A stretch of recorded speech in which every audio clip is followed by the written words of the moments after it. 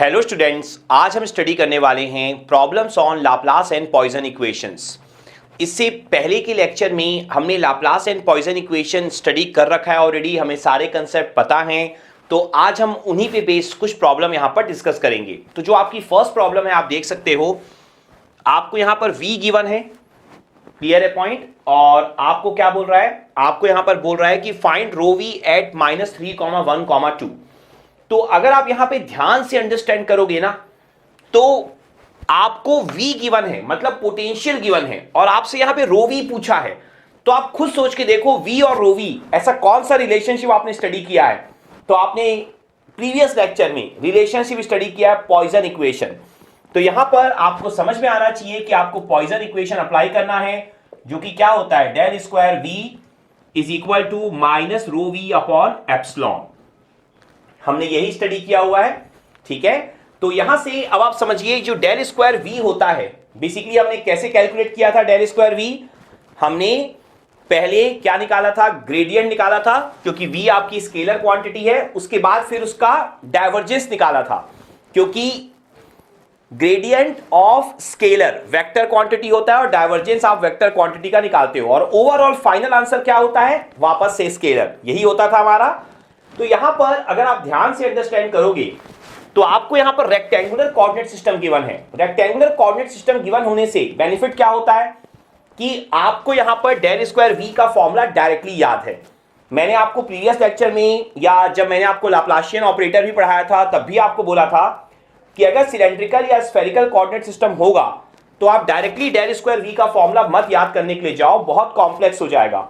लेकिन अगर आपका रेक्टेंगुलर कोऑर्डिनेट सिस्टम है, तो डेल स्क्वायर v का फॉर्मूला आप डायरेक्टली माइंड में रख सकते हो, ठीक है। हम लोगों ने फॉर्मूला ऑलरेडी स्टडी कर रखा है। क्या होता है हमारा, del square v upon del x square plus del square v upon del y square plus del square v upon del z का स्क्वायर। कितना हो जाएगा, minus rho v upon epsilon. अब देखो, आपको अच्छे से पता है कि यहां पर v का x के रेस्पेक्ट में डबल डिफरेंशिएशन करना है, y के रेस्पेक्ट में और z के रेस्पेक्ट में। सबका सब पार्शियल डिफरेंशिएशन है। तो जब x के रेस्पेक्ट में करोगे y और z कांस्टेंट, जब आप y के रेस्पेक्ट में करोगे तो x और z constant, and so on. Point समझ में आ गया अच्छे से। तो अब आप यहां पर ध्यान से देखो, यहां पर देखो, जब आप v का x के रेस्पेक्ट में करोगे एक बार, तो कितना आएगा, y स्क्वायर z और 5 तो कांस्टेंट है, x क्यूब का कितना हो जाएगा, 3x का स्क्वायर। पॉइंट समझ में आ रहा है। फिर उसी का दोबारा करोगे तो 3x का स्क्वायर का कितना होगा, सिर्फ x क्यूब पे फोकस करो, बाकी सब चीजें कांस्टेंट है। तो x क्यूब का पहली बार में कितना आया, 3x का स्क्वायर। 3x का स्क्वायर का दूसरी बार में कितना होगा, 6x। पॉइंट समझ में आ गया। तो यहां पर x क्यूब की जगह 6x पुट कर दो, तो कितना हो जाएगा, ये हो जाएगा 6 × 5 30x y स्क्वायर z। फिर सेम y के रेस्पेक्ट में, तो सिर्फ y स्क्वायर पे फोकस करो। पहली बार में होगा 2y, दूसरी बार में हो जाएगा 2। तो आंसर कितना हो जाएगा, 10x³ z। फिर z के रेस्पेक्ट में समझ में आ गया होगा, आंसर 0 होगा। एक बार करोगे z का 1 आ जाएगा, दूसरी बार में 1 का 0 हो जाएगा। पॉइंट समझ में आ गया। तो यहां पर आंसर 0 मेंशन करोगे। उसके बाद रो v तो अचीव करना है। यहां पर देखो, फ्री स्पेस नहीं है, एप्सिलॉन की वैल्यू मेंशन है 2.25 एप्सिलॉन नॉट। एप्सिलॉन नॉट की वैल्यू तुम्हें पता है ना, 8.854 इंटू 10 की पावर -12 होता है। दैट मींस ये 2.25 क्या है, आपका डाइलेक्ट्रिक कांस्टेंट, रिलेटिव परमिटिविटी है ये। तो बस आप वैल्यू पुट कर दो, आपको और ज्यादा सोचने की जरूरत है नहीं यहां पर। तो 2.25 8.854 इंटू 10 की पावर -12, ये आपने अचीव कर लिया। यहां से अब आपको करना क्या है, देखो, रो v आपका एक तरह से आ चुका है, लेकिन आपको किस पॉइंट पे निकालना है, -3, 1, 2 पे। ये पॉइंट ध्यान रखना आप। तो आप पहले रो v यहां मेंशन कर दो, माइनस साइन आ जाएगा आपका, क्योंकि यहां माइनस है, तो माइनस साइन कॉमन ले लेता हूं मैं। इसके अलावा आप देखो यहां पर 30x y square z plus 10x³ z, और साथ में कितना आएगा, 2.25 इंटू 8.854 इंटू 10 की पावर -12। ये आपका यहां पर आंसर आ जाएगा। तो यहां पर जस्ट अब एक फॉर्मेलिटी है, आपको वैल्यूज पुट करनी है, आप पुट कर दो। देखो कितना आ रहा है, पहली बार आपका x है, तो x की वैल्यू कितनी है, -3, और y स्क्वायर है, तो y स्क्वायर तो कितना होगा आपका 1, 1 का स्क्वायर 1 हो जाएगा। z कितना है आपका 2 है, तो आप देखो x इंटू जेड, y तो 1 है क्योंकि -6 हो रहा है आपका, तो यहां पर कितना हो जाएगा, माइनस माइनस प्लस हो जाएगा आपका, या पहले अभी ब्रैकेट में ही रहने दो, तो यहां पर कितना होगा देखो -6 तो -180, और यहां पर देखो x क्यूब, तो जब x क्यूब करोगे 3 का क्यूब -3 का क्यूब -27, और यहां पर z आपका 2 है, तो ये हो जाएगा -54 और इंटू 10, तो कितना हो जाएगा ये -540, और उसके बाद ये सारी वैल्यूज आपकी एज इट इज यहां पर आ जाएंगी। ये आपको सिचुएशन क्लियर हो गई। तो यहां से अब आपको पता ही है कि आंसर आपका माइनस माइनस दोनों प्लस हो जाएगा, और यहां पर आप देखो ये आंसर कितना होगा 720 इंटू 2.25 इंटू 8.854, और इंटू क्या कर सकते हो आप, इंटू ले सकते हो यहां से 10 की पावर -3 आप ले लो इधर, और यहां पे लिख दो नैनो कुलाम पर मीटर क्यूब।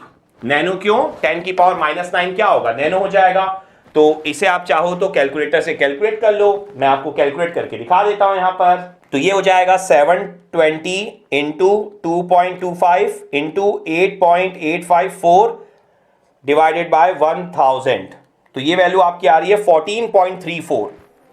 तो ये हमने यहां पर अचीव कर लिया है 14.34 नैनो कूलम पर मीटर क्यूब। ये आपका यहां पर फुल एंड फाइनल आंसर हो जाएगा। समझ में आ गया अच्छे से? तो ये थी आपकी फर्स्ट प्रॉब्लम। देखो आज के लेक्चर में सिंपल प्रॉब्लम होगा लाप्लास एंड पॉइसन इक्वेशन के ऊपर, ताकि आपको कंसेप्ट क्लियर हो जाए। उसके बाद हम डिफिकल्ट प्रॉब्लम भी डिस्कस करेंगे आगे आने वाले लेक्चर्स में। Now second problem. नाउ जो आपकी नेक्स्ट प्रॉब्लम है उस पे देखो, मैंने यहां पे दो प्रॉब्लम रखी है एक साथ। बेसिकली दोनों के लिए स्टेटमेंट एक ही है कि आपको सेटिस्फाई करवाना है लाप्लास इक्वेशन। तो हमें यहां चेक करके बताना है कि ये जो पोटेंशियल है वो लाप्लास इक्वेशन सेटिस्फाई करते हैं कि नहीं। तो काफी इजी है। यहां पर आप देखो, मैंने इंटेंशनली सिलेंड्रिकल और स्फेरिकल कोऑर्डिनेट सिस्टम लिया है, क्योंकि प्रीवियस क्वेश्चन हमने रेक्टेंगुलर कोऑर्डिनेट सिस्टम पे डिस्कस कर लिया है, दैट्स व्हाई। तो आप यहां पर ध्यान से अब समझने की कोशिश करो। मैंने आपको प्रीवियस प्रॉब्लम में भी बोला है और पहले भी कई बार बोला हुआ है कि स्फेरिकल और सिलेंड्रिकल कोऑर्डिनेट सिस्टम के लिए डेल स्क्वायर वी का फॉर्मूला डायरेक्टली मत याद करो। देखो, लाप्लास इक्वेशन अगर सेटिस्फाई होना है तो हमने जो प्रीवियस लेक्चर में लाप्लास इक्वेशन स्टडी किया था, हमने क्या स्टडी किया था कि डेल स्क्वायर वी की वैल्यू किसके इक्वल होनी चाहिए, 0 की, तभी आपका लाप्लास इक्वेशन यहां पर सेटिस्फाई होगा। पॉइंट समझ में आ रहा है? तो आप यहां पर ध्यान से अब अंडरस्टैंड करो। डेल स्क्वायर वी अगर आपको निकालना है तो हमें बेसिक थ्योरी पता ही है कि पहले आपको क्या निकालना होगा, ग्रेडियंट, फिर निकालना होगा डाइवर्जेंस। तो हम उसी तरीके से करेंगे, हम फॉर्मूला अलग से डेल स्क्वायर वी का याद नहीं करेंगे। तो आपका क्या होता है यहां पर, डेल डॉट डेल वी। तो सबसे पहले अगर आप यहां पर ग्रेडियंट निकालने के लिए जाओ तो यहां पर ग्रेडियंट का फॉर्मूला क्या होता है आपका सिलेंड्रिकल कोऑर्डिनेट सिस्टम में, मैंने आपको पढ़ाया हुआ है ना अच्छे से। कितना होता है आपका, डेल अपॉन डेल रो, और यहां पर क्या आ जाता है आपका v और a रो, फिर 1 upon rho del v upon del phi, और यहां पर होता है a phi, plus del v upon del z a z। ये फॉर्मूला मैंने कैसे लिखा है, देखो मैंने बहुत आराम से लिखा है। क्यों? क्योंकि मैंने ट्रिक रिवाइज करते गया हूं, मैं दिमाग में मैंने ट्रिक रिवाइज की है अपने माइंड में। ये पॉइंट आपको हमेशा ध्यान में रखना है कि कोई भी फॉर्मूला आपको डायरेक्टली रटना नहीं है ब्लाइंडली, आपको ट्रिक वाइज याद रखना है, फॉर्मूला लॉजिक से याद रखना है, ठीक है ना। मैंने सिर्फ एक फॉर्मूला याद किया है और आपको मैंने यही बोला कि सिर्फ एक फॉर्मूला याद करो हर एक कंसेप्ट के लिए, और सारे कोऑर्डिनेट सिस्टम के लिए आप लिख पाओगे, सिर्फ आपको ट्रिक यूज करनी है, ठीक है। तो ये फॉर्मूला वैसे आपके पास नोट है, अपने नोट्स में आप देख सकते हो। तो यहां से आप देखो, ये जो आपका डेल वी है उसकी वैल्यू कितनी हो जाएगी, ध्यान से देखो। आपको यहां पर दिखाई दे रहा होगा कि जेड भी है, फाई भी है और रो भी है। तो डिफरेंशिएशन तो आपको हर किसी में करना ही पड़ेगा, कोई भी स्टेप आपका कम नहीं होगा यहां पर। तो यहां पर आप समझो del v upon del rho, तो जब आप रो के रेस्पेक्ट में करोगे तो जेड कॉस फाई कितना हो जाएगा आपका, कांस्टेंट हो जाएगा।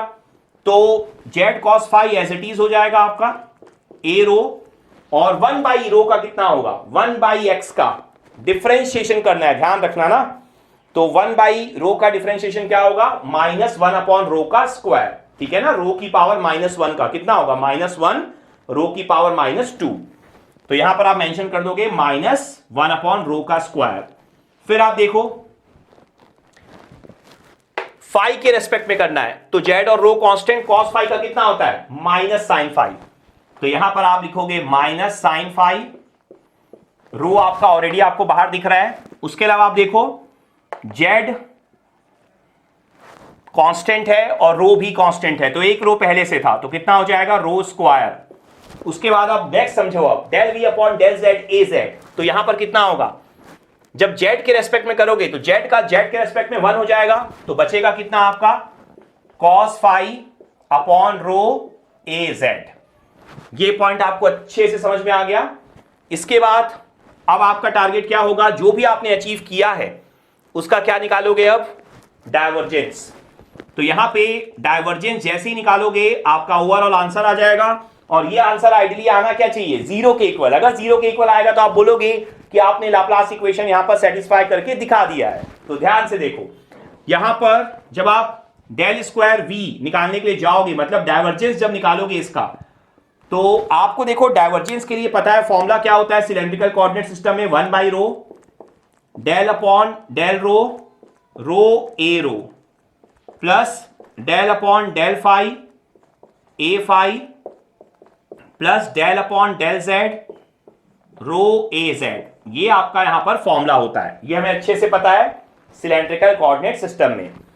अगेन फॉर्मूला आपको ट्रिक से ही माइंड में रखना है। अब देखो यहां पर कैपिटल ए रो कितना है, ये है आपका capital a rho, capital a phi ये रहा, और कैपिटल ए जेड ये रहा। तो आपका टारगेट क्या होगा, आपको यहां पर जो कैपिटल ए रो दिखाई दे रहा है उसमें आप रो से मल्टीप्लाई करो और यहां पे लिख दो। तो जब रो से मल्टीप्लाई करोगे देखो एक एक रो कैंसिल हो जाएगा आपका, ठीक है, आपको दिखाई दे रहा है यहां पर अच्छे से। तो जब आप एक एक रो को कैंसिल कर दोगे तो माइनस साइन रहेगा आपका, ये पॉइंट ध्यान रखना। और यहां पर कितना बचेगा आपका, -z cos phi upon rho, plus del upon del phi. अब ए फाई पुट करना है, तो ए फाई आपका ये रहा, -z sin phi upon rho का स्क्वायर, प्लस आप देखो आपको क्या पुट करना है, ए जेड, तो डेल बाई डेल जेड, और यहां पर कितना होगा आपका, यहां पर ये हो जाएगा आपका ए जेड, और साथ में रो भी है, तो रो और रो क्या हो जाएगा, कैंसल। तो कितना बचेगा, सिर्फ और सिर्फ cos फाई। तो यहां से अब अगर हम फाइनल आंसर की तरफ आगे बढ़ें, तो देखो रो के रेस्पेक्ट में कर रहे हो, देखो यहां पर 1/रो है, 1/रो का अभी मैंने आपको बताया -1/रो का स्क्वायर होता है, माइनस माइनस प्लस हो जाएगा, बाकी सारी चीजें कांस्टेंट। तो 1/रो आउटसाइड, तो यहां पर कितना मिलेगा, z cos phi upon rho का स्क्वायर। उसके बाद इसको देखो, जब फाई के रेस्पेक्ट में करोगे तो साइन फाई का कितना होता है, cos फाई होता है, प्लस में ऑलरेडी एक माइनस साइन है, तो -z, यहां पर कितना मिल जाएगा आपको, cos फाई अपॉन रो का स्क्वायर, और यहां पर देखो लास्ट में z का कोई टर्म ही नहीं है, तो आंसर क्या हो जाएगा, 0। और यहां पे भी समझ चुके होंगे ये भी क्या हो रहा है, 0, सेम है ना आपका। तो ये आपने यहां पर प्रूव कर दिया है, कौन सा equation, Laplace equation, del square v is equal to 0। अब हम यहां पर इस क्वेश्चन को करने के लिए जाएंगे, लेकिन स्पेस थोड़ा सा पहले बना लेते हैं, उसके बाद क्वेश्चन को सॉल्व करते हैं। तो अब आप देखो इस क्वेश्चन को, v is equal to 30 cos theta upon r square, phi का कोई टर्म नहीं है, स्फेरिकल कोऑर्डिनेट सिस्टम है। तो अगेन आप क्या करोगे, सबसे पहले यहां पर अचीव करोगे ग्रेडियंट, जैसा हमने प्रीवियस प्रॉब्लम में किया है। अगर आपको प्रॉब्लम क्लियर हो गई ना प्रीवियस वाली, तो वीडियो को पॉज करो और खुद से सेटिस्फाई कराने की कोशिश करो, ठीक है, और फिर देख लो, अगर सेटिस्फाई हो गया तो डायरेक्टली आगे बढ़ जाओ। तो यहां पर कितना हो जाएगा आपका, स्फेरिकल कोऑर्डिनेट सिस्टम के लिए जो फॉर्मूला होता है हमारा, del v upon del r a r, plus 1/r del v upon del theta a theta, plus लिखने की वैसे जरूरत नहीं है, लेकिन मैं लिख देता हूं 1/r sine theta del v upon del phi a phi. लिखने की जरूरत क्यों नहीं थी लास्ट टर्म को, क्योंकि देखो आप फाई के रेस्पेक्ट में करोगे डिफरेंशिएशन, फाई तो है ही नहीं, तो 0 ही होना है आंसर। ठीक है, तो अगेन ये फॉर्मूला भी देखो मैंने ट्रिक से ही लिखा है, ट्रिक से आप भी लिखो, कोई प्रॉब्लम आपको आएगी नहीं। तो आप देखो यहां पर डेल वी कितना होगा,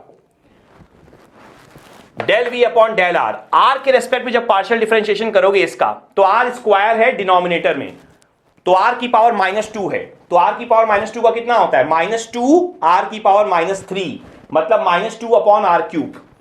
तो यहां पर क्या मेंशन करोगे, -2 ना, तो -60 हो जाएगा cos theta upon r cube.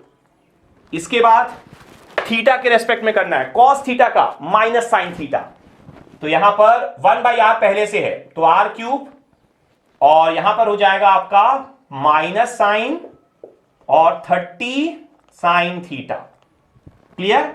और इसके अलावा ये 0 हो जाएगा जैसा हमने डिस्कस किया है। उसके बाद अगर आप देखोगे ये भी आपका यहां पर जो है डायरेक्शन आप शो कर दो AR और A थीटा। इसके बाद अगर आप देखोगे तो यहां पर भी आपको दिखाई दे रहा होगा कि सिर्फ और सिर्फ थीटा और आर ही है, फाई आपका मेंशन नहीं है, ठीक है। तो यहां पे जैसे ही आप डेल स्क्वायर वी के लिए आप आगे बढ़ोगे, डेल स्क्वायर वी का मतलब क्या होता है कि आपको जो डेल वी मिला है उसका क्या ले लो, डाइवर्जेंस ले लो। तो डाइवर्जेंस का पहले फॉर्मूला में मेंशन कर देता हूं।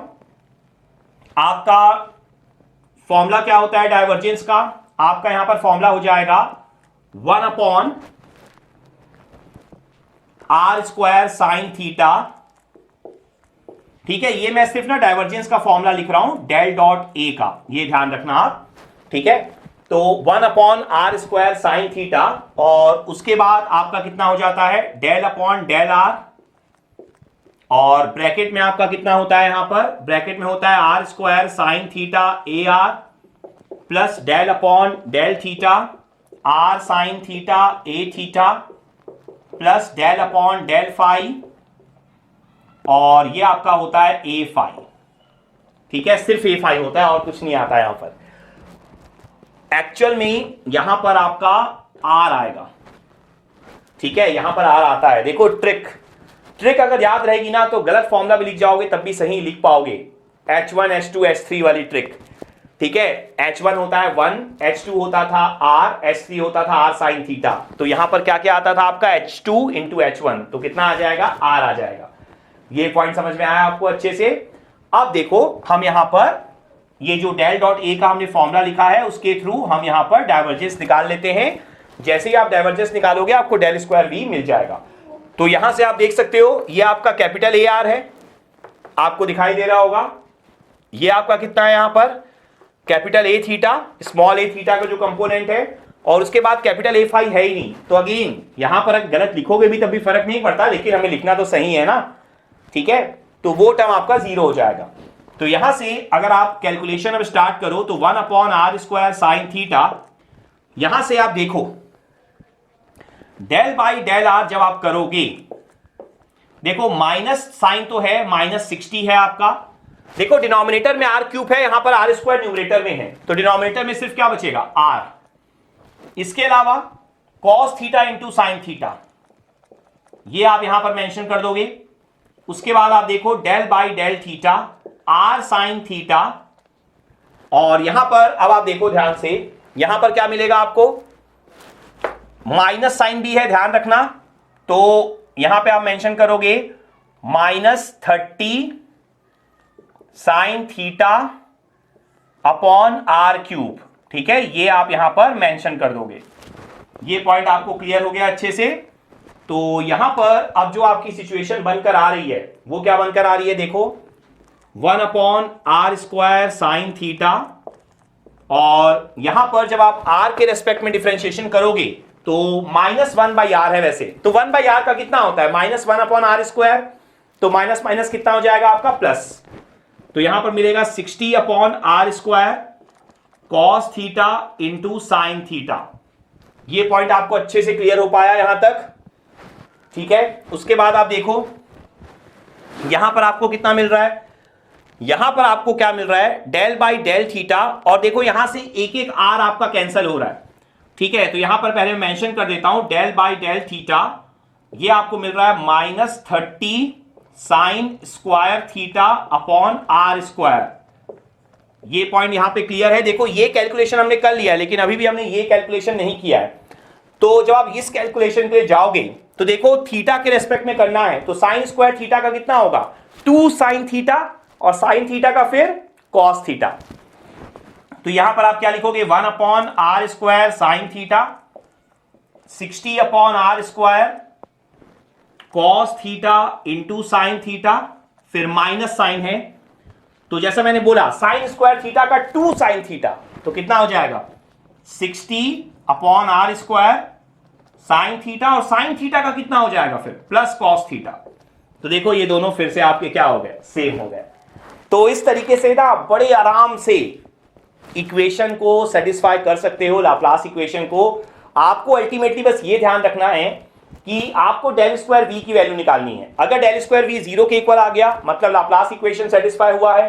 अगर डेल स्क्वायर वी आपका 0 के इक्वल नहीं आता है दैट मींस आपका वो पॉइजन इक्वेशन है, ठीक है, minus rho v upon epsilon. Clear हो गया पॉइंट अच्छे से।